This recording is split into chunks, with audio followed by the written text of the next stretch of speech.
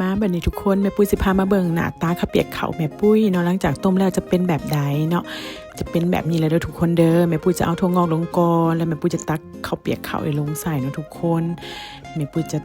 ตักใส่แบบเต็มถ้วยเลยจุกๆกันนะทุกคนเนาะนี่ตอนไก่แม่ปุ้ยกระจิกแล้วเนาะเลือดก็เป็นเลือดไก่ทุกคนต้มข้าวเปียกเขาไก่ลาดทุกคนเนี่ยสีสันเป็นตาแซ่บบอเนาะต่อมาแม่ปุ้ยจะมาใส่ผักนี่เป็นผักต่างสายทุกคนเอามาแต่สวนคิดเห็นผักนี่แหละจนอยากข้าวเปียกเขาเนาะรู้สึกมันเข้ากันดีเนาะอันนี้มันเป็นขิงกับหมักเพชรที่แม่ปุ้ยตำแล้วเนาะจะเอามาใส่เนาะแล้วแม่ปุ้ยจะคนไปคนมาให้มันถั่วนะทุกคนเด้อ